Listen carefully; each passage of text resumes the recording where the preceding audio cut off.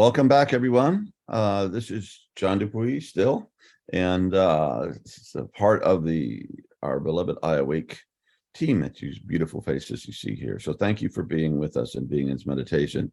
If I kind of look like I'm, I don't know, a polar bear, it's because the heat is going off in this side of our house. So I'm kind of bundled up.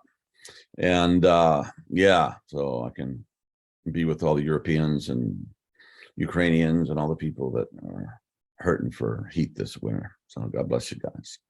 Think about you, pray for you. So we are going to today we're doing the third in a series of meditations, and it's the fifth track on Journey to the Center, the Depths of the Soul. Excuse me. There's a Journey to the Center of the Self, but this ain't it. Journey to the Depths of the Soul. And this was created by, I got it right because I was going like that. Thank you, thank you. Anyway, this is created by Joseph K.O. And we'd done before that, or we had talked about it, you know, creating this thing, that Journey to the Center of the Self, which is the big self, right? That's what happens in spiritual experience when you have a non-dual experience, or you become one with the universe, or you become one with the Creator, with God, however that is, and you find out that it's all love. You know, I mean, just these mystical experiences that hopefully we're blessed with, and ongoing practice makes us more susceptible to the grace, to the stumbling upon God in our own depth as you know, direct realization. So, but after that, we talked about, you know, there's not only the big self, but there's the individual deep self. And that's a really interesting thing, the soul. And everybody's been talking about it, at least in the West and in the New Testament, the Bible, about the soul for thousands of years. You know, and if there wasn't something there, why would we keep talking about it? And lo and behold, in my explorations, there definitely is a soul. And the way that I see it, it's like a Venn diagram where the two circles come and you have this kind of, you know, watermelon figure or something, football figure, maybe American. In the middle, and that's where the totality of everything meets with the deepest part of it, your individuality. And that's why it's such an important thing, because that's where God in the big self and God as our little self come together. And if we, you know, Jesus said, what will it profit a man or a woman that gains the whole world and loses his own soul? And you get everything. I mean, and this is something that is, you know, I mean, we just find over and over again in our culture right now, we have more of us have more material wealth at any time in human history by a long shot, you know, with our electricity and running water and heated water. And I know the people in war-torn countries right now, maybe not having all this, but it'll come back. And that's what we have now in our computers and our televisions and our cars that we can drive around in, and if it's hot as hell, we can be cool, and it's cold as you know, the North Pole, we can be heated, and all the stuff that we take for granted. It's amazing. And games and distractions, and God, you know, if you want to watch movies, as you know, who gets on binges on the internet, you know, on Netflix, etc., just all the stuff to make life easier, make life more amusing, have fun. And the suicide rates in our culture keep going up. Young people.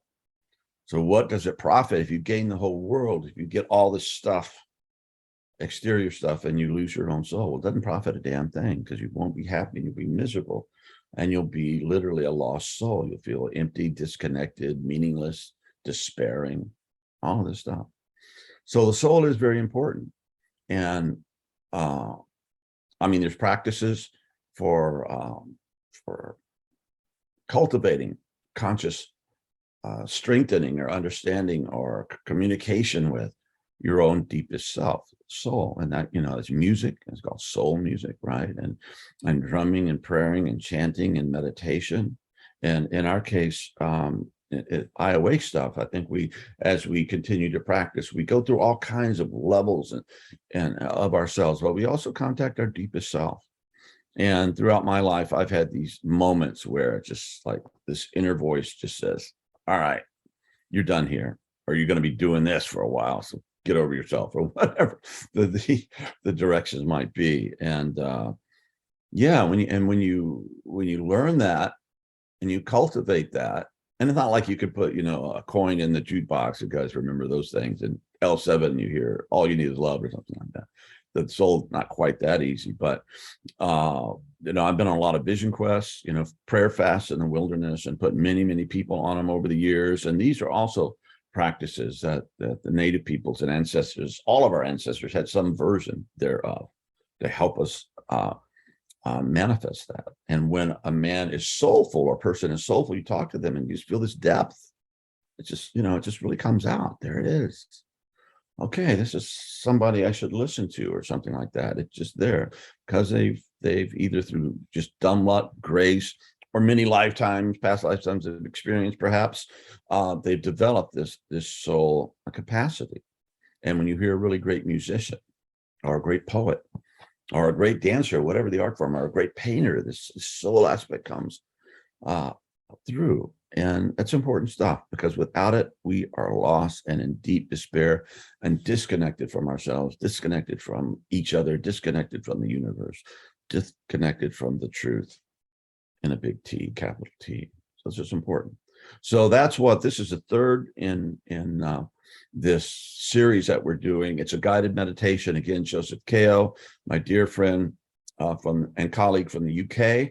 And he is a master hypnotist, which is a official thing to give hypnotists if they make the grade in the UK. And he is a Shakespearean actor. He has a wonderful voice and a very transmittory voice. And he's actually created also the music in this thing that's actually, it's in training your brain to these brainwave states. And this is that's all in one package, and we love each other a lot. We have our conversations, Zoom conversations, and I saw him recently in London.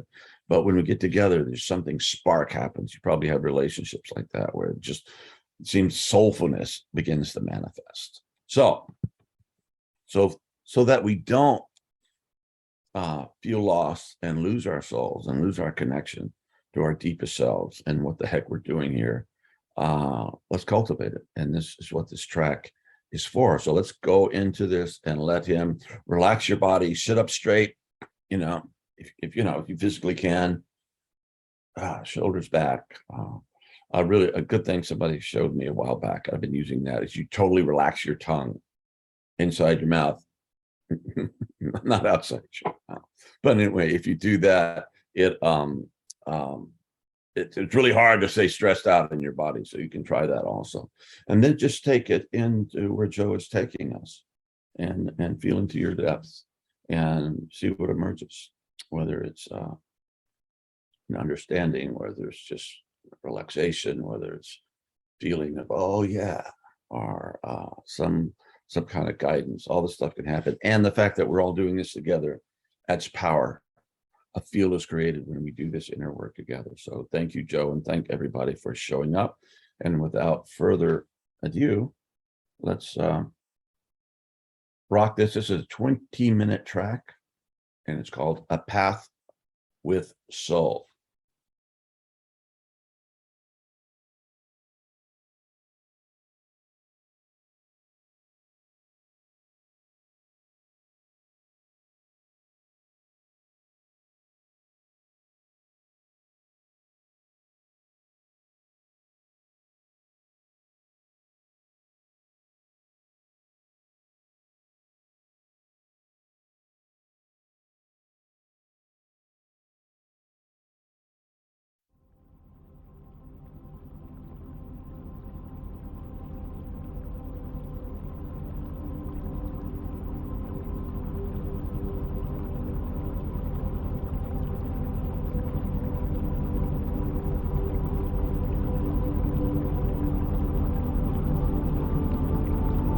Allow yourself to be present with that which is present.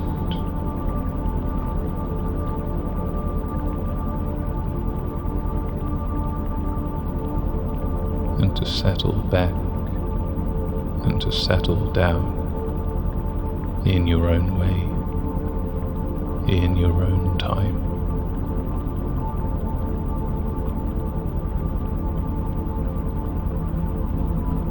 into the depths of your being.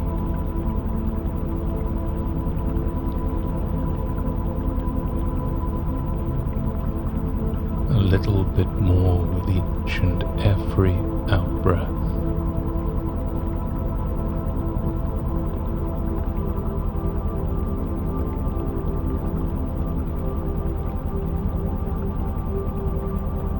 Allow your breathing to be smooth and flowing.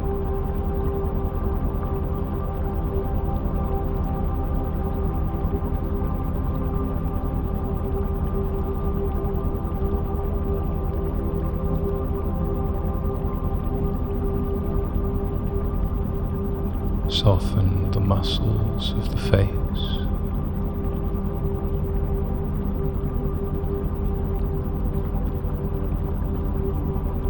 Relax the little muscles around the eyes.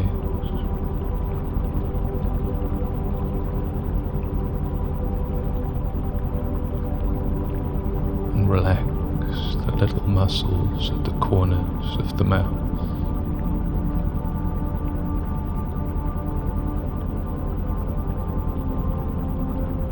And you can loosen the shoulders.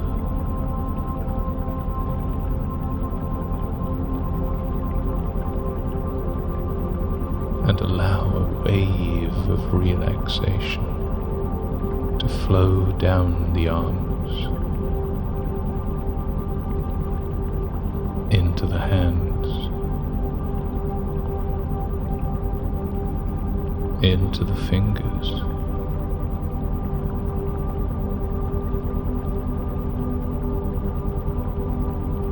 letting go.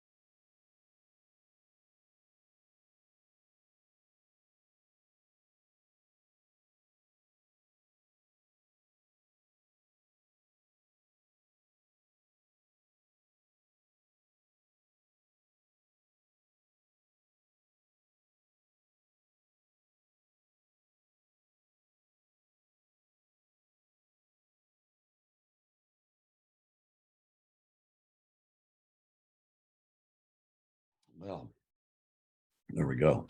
Thank you. Thank you, everyone, for giving a piece of your soul to that meditation. And thank you, Joe. And thank you for team, for everybody who worked on getting that out into the world. Yeah, it's really important. Soul-centric development.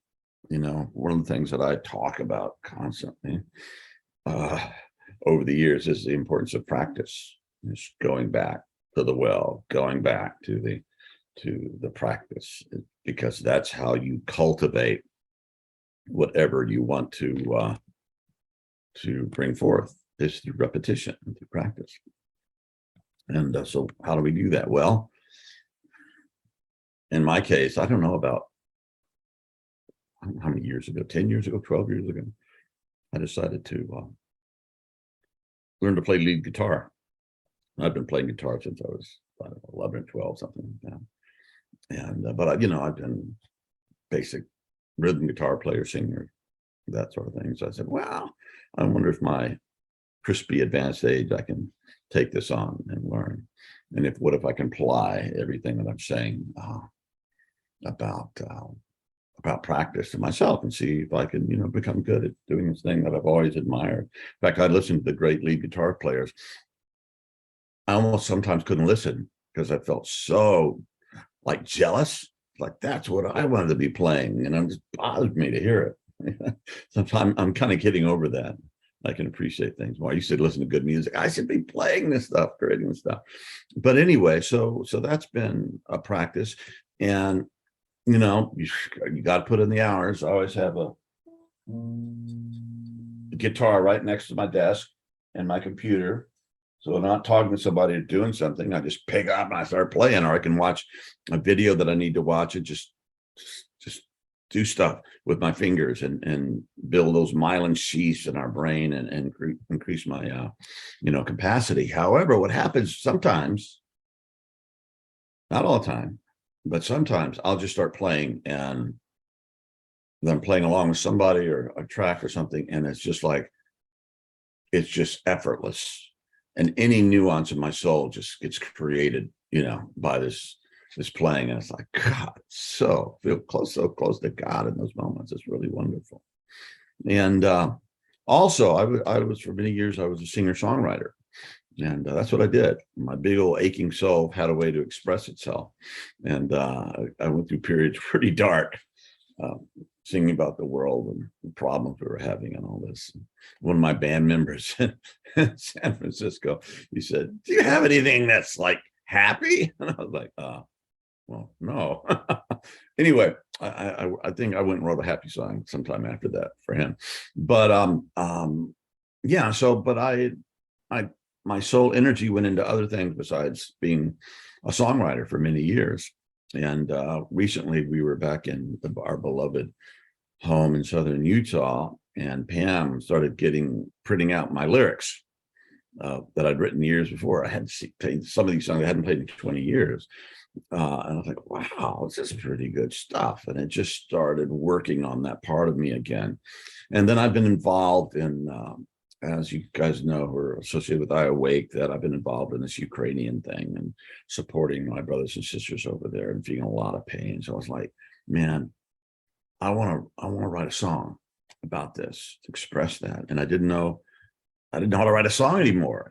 I just remember, and it's like, it just kind of seems, you really try. And I tried years to write songs. It was all just junk, but I guess I stopped crying. But when it starts happening, it just happens, and it's very magical. And so I was trying to work on, what kind of chorus can I start out with to be able to express my feelings, the soul of Ukraine's feelings, the people of Ukraine.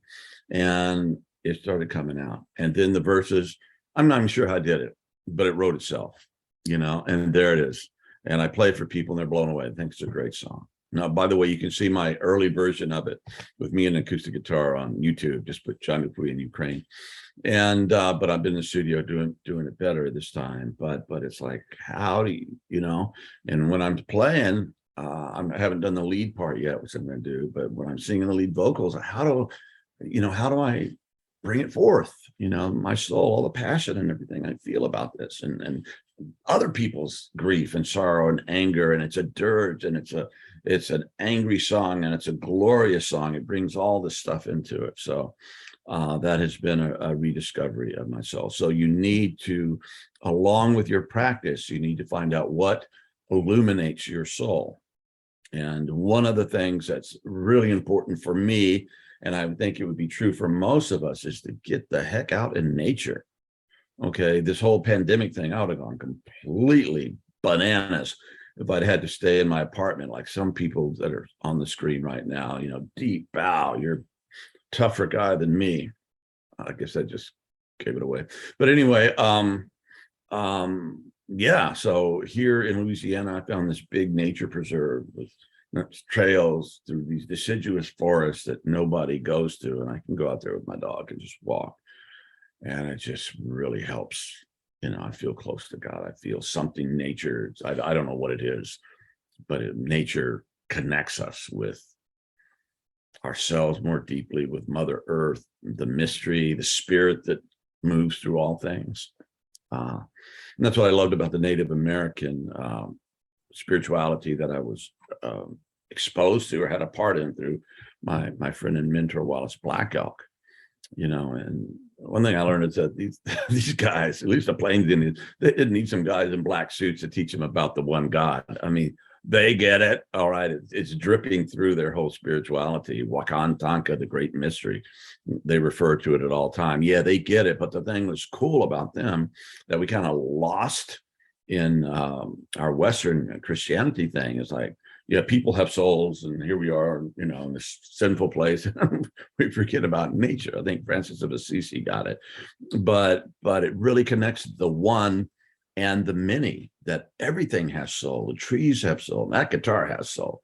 You know, you can, you know, it comes through everything. So, you know, they say, mataquiescent, when they greet each other and they say hello, they end things, start things anyway. It means all my relations. And it doesn't mean your brothers and sisters. It means that, but it means all your relations. It means everything manifest in this universe has soul as a part of the divine, and not just a big, you know, big pudding of everything. It's all individually brilliant and beautiful. And when we can see through the eyes of our souls, we can start to see that. It starts to become translucent and obvious. You know, it's like, well, what's the matter with me? I've been asleep. Yeah, that's it. You've been asleep. So we need to wake up our souls and find out what that is for you. And I think just knowing about it and thinking about it and asking for help when you meditation can also bring out that. But to also find out what you know, what turns your soul on, what calls you. And if you listen and you ask and you search, you'll find it. And also, I think it was Whitman that said this. I think I may be wrong, but maybe not. He said, he should have said it if he didn't. Somebody said it, is that don't do anything to insult your soul. You know, and if we would do that, well, I think it certainly would clean up the drug problem, right? Would you be slamming all these things into your body if you, so this is really gonna insult my soul? Would you be selling it to other people? Would you be bringing across borders and murdering and torturing and killing people? No, you know, and you know, and sometimes I mean, you don't know.